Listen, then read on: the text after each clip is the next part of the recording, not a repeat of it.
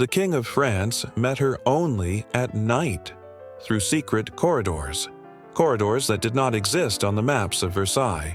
For 15 years, she was his shadow. But when the queen died, everything was supposed to change. He could have married her, made her queen. Instead, he chose another woman. Why? What really happened during those 15 years when Louise de La Vallière was the most closely guarded secret of Versailles? This is a love story hidden for 15 years, and one that ended in a convent. Louise was nobody. Her father died when she was still a child. The family fell into poverty. At Versailles, girls like that were invisible, until one day the king noticed her. Their first meeting happened in the gardens. Louise was reading a letter from her mother. She was crying. She didn't notice someone standing nearby. "Why are you crying?" a voice asked. She looked up. Louis XIV. She couldn't speak. She blushed. She ran away. But the king remembered her, because for the first time, he had seen a woman who was not trying to please him. From that day on, he began to notice Louise, never openly, always in secret. A glance across the hall, a brief gesture, an accidental smile. He sensed her shyness, her fear of being looked at. So he moved carefully, softly, patiently. Soon, Louise began finding letters, written in a firm, confident hand. The king asked how she was feeling. He remembered details she herself thought were insignificant. And then, one night, the invitation came. Not at court, but at night.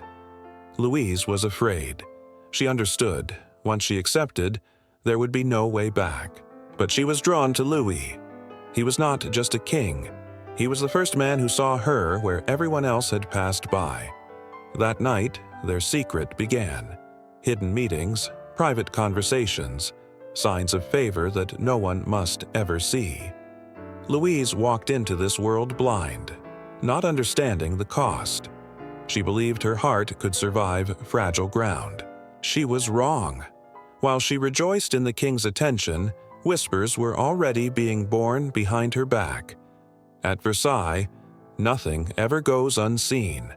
But why would a king, who had hundreds of women, choose her? The answer will change everything. At night, Versailles was nothing like the palace people knew by day, where mirrors had sparkled, where courtiers had crowded, where music and fanfare ruled. Now there were shadows, silence, the smell of hot wax.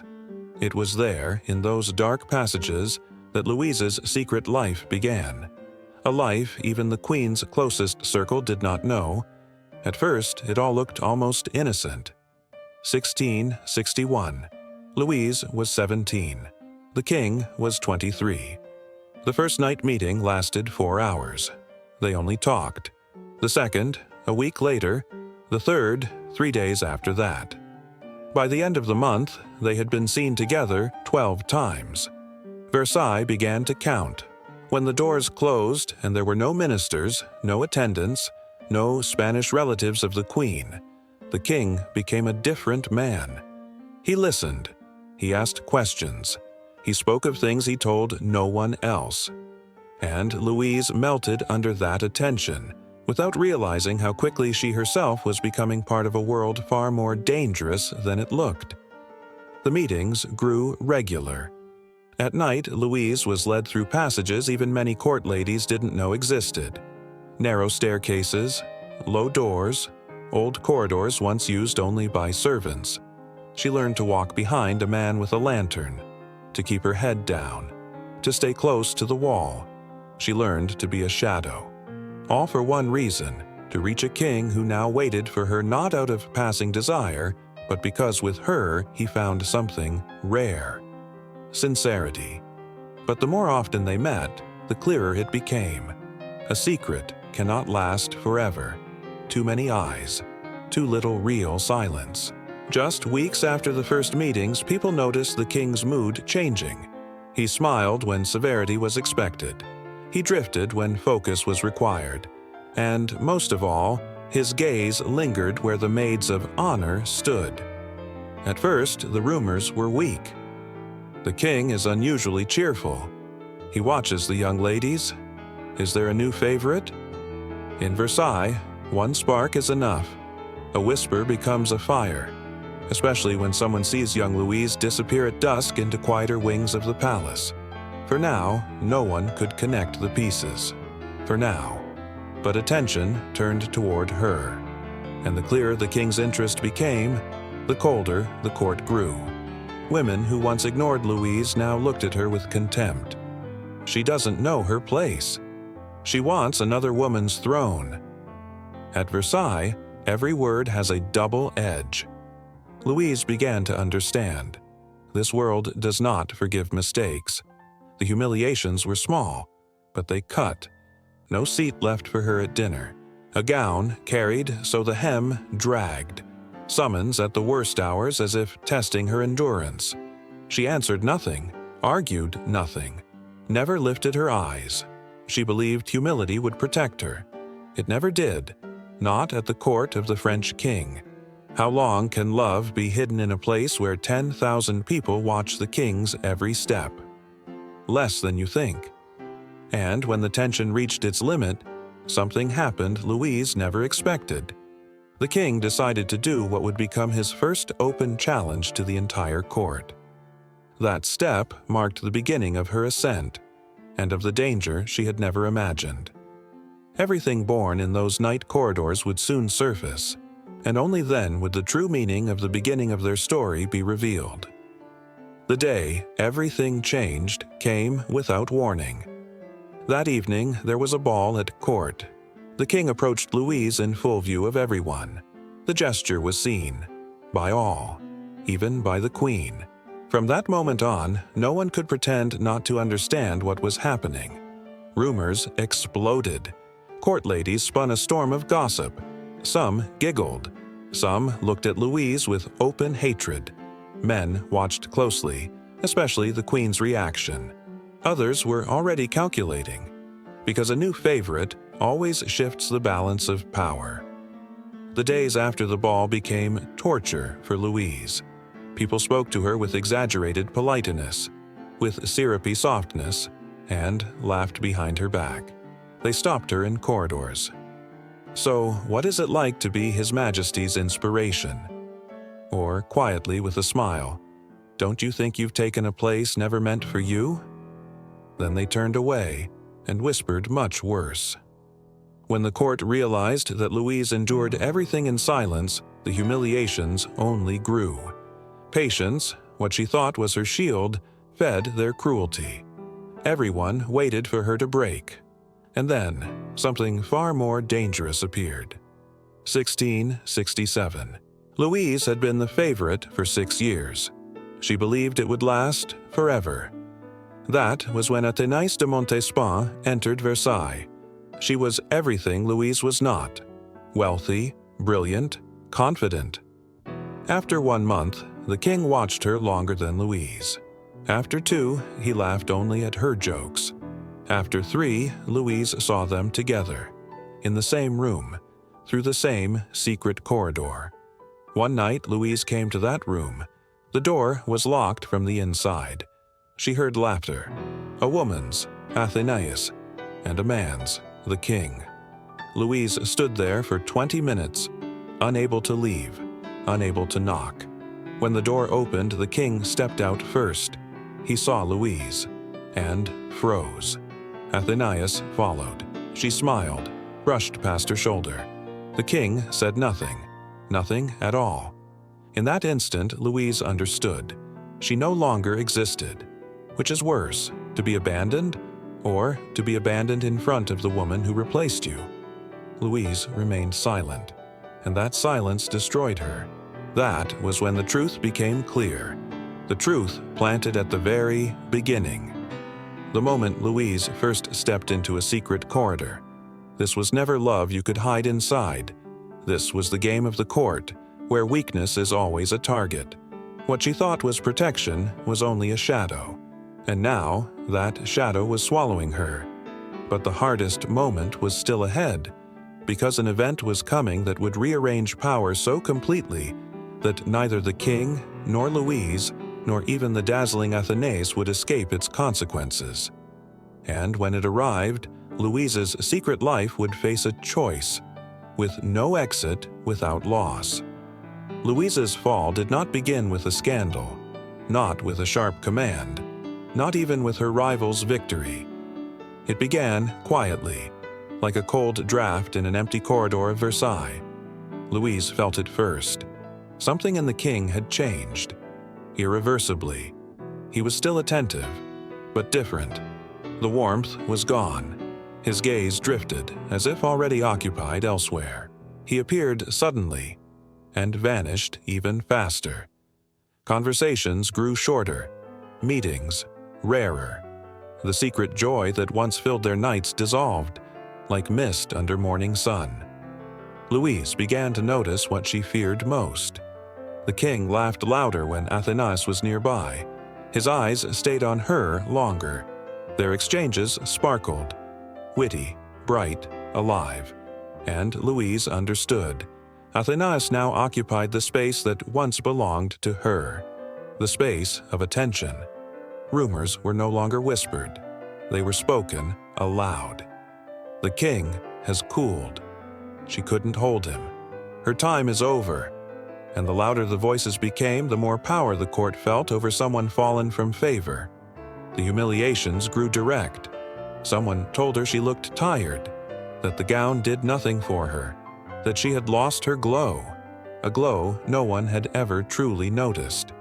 Some women passed by with a faint knowing smile, the smile of victory. But the most painful truth was this: the king did nothing to stop it. He no longer protected her, not as he once did. It was as if he were slowly stepping back, unaware that she was drowning. Everything else changed too. France's political world grew tense. The court tightened, enemies multiplied. Decisions demanded focus. And amid those storms, Louise was no longer an anchor. She was a reminder of a choice already replaced. Louise tried to fight back. She prayed. She wrote letters. She tried to be useful, to be near, to be the quiet support he once valued. But the harder she tried, the clearer it became. Doors, once open, were now closed. The secret paths fell silent. The room that once waited for her stood empty. Even the servants looked at her differently, with pity. Still, one thought remained, unspoken. Everything would change when the queen died. It was not cruelty. It was desperation. Her death could clear space, remove the political barrier, finally pull Louise into the light. Their bond had lasted years. The king once loved her as he loved no one else. Surely he would remember. But Louise was still too naive to understand. The court never moves backward. The feelings of kings are the most fragile things alive. Their decisions are rarely about love. And when the moment arrived, the one everyone feared and many quietly awaited, the change proved far more painful than she had imagined. Queen Maria Theresa began to fail. Her health weakened rapidly. The palace grew quiet. Servants walked softer. Voices grew shorter. The king became dark, irritable, lost in thought. Louise felt his anxiety. But in his eyes, she saw something else, a shadow she feared more than mockery. If the queen died, everything would change, just not the way she hoped. Her true test was still coming, and she did not yet know that fate was about to decide whether she would remain light in the king's life or nothing more than the shadow she had always been. July 30th, 1683. Queen Maria Theresa was dead. Louise waited. The entire court waited. The king was free. He could marry his favorite. Louise thought, at last. 1 week later, the announcement came. The king had married, in secret. Not Louise, not Athénaïs, her companion, Madame de Maintenon, a woman Louise had never feared, had never even noticed. Louise learned last. From a letter, brought by a servant, she read it, folded it, and said quietly, "I am leaving for a convent." The king did not say goodbye. The court prepared for a new struggle. Everyone knew the queen's place was empty. Power would be redistributed, but one name was no longer spoken. Louise. She was no longer seen even as a rival. Athénaïs stood too firmly now, and the queen's death only strengthened her hold. One day, Louise returned to the rooms where the king once waited for her at night. She entered trembling, with fear, with hope, and found nothing. No familiar objects, no trace she had ever existed there. The room had been cleared, prepared for new purposes, a silent exile. That was when Louise understood. It was not only the queen who kept her in the shadow. The shadow was created by the king himself. He hid her not because he had to, not because of politics, but because it was easier, safer. The queen's death changed nothing, because he had changed. Once his feelings for Louise were sincere, bright, real, but time, power, court games, and Athénaïs did their work. A love born from a single glance could not survive a world Louise was too fragile to face. She tried to speak to him. Carefully, quietly, she stepped closer than etiquette allowed, searched for a question, a hint, a plea. But the king's gaze remained even, cold, tired. His thoughts were already elsewhere, beside another woman. For the first time, Louise felt how completely alone she was. Versailles, once hostile, now became empty. Those who once envied her now looked at her as one looks at someone already defeated. The court no longer feared her. There was nothing left to fear. She had become nobody. Louise began spending her days in chapels. She prayed, not for mercy, but for peace. She no longer imagined the king leading her into the light, naming her, placing her beside him. Those dreams had burned away. Only one wound remained. If he had said just one word, she might have survived it all. But the king remained silent, so she made the only choice that returned her self-respect. She left, not in secret, not in flight. She asked the king for permission to go. She did not accuse, did not cry, did not reproach. She said she wished to serve God, that her heart could no longer survive the world. She asked only to leave in peace. The king agreed, perhaps to ease his conscience, perhaps because he saw, from the girl he once loved, only a shadow remained. On a warm day, Louise left Versailles.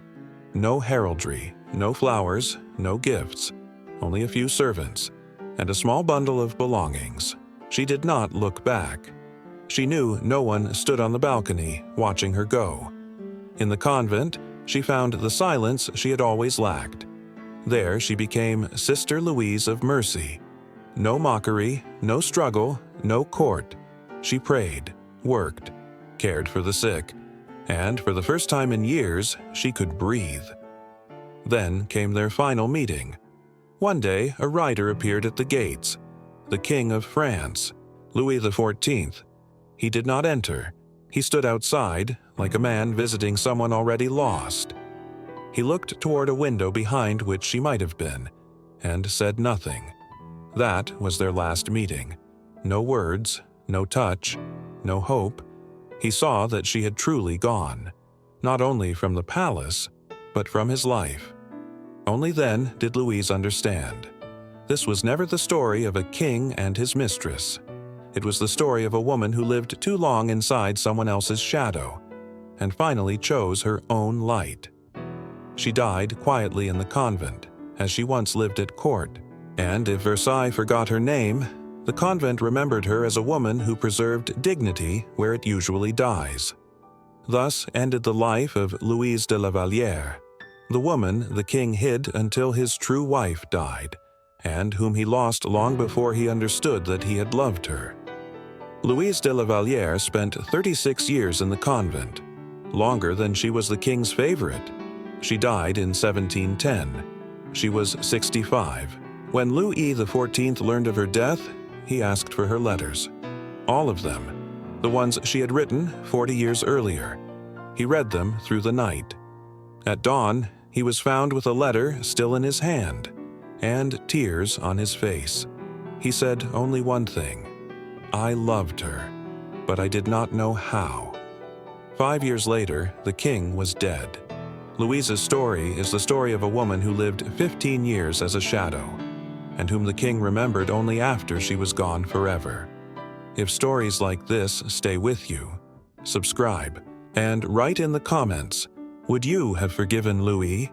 And remember her name, Louise de La Vallière, the king's shadow.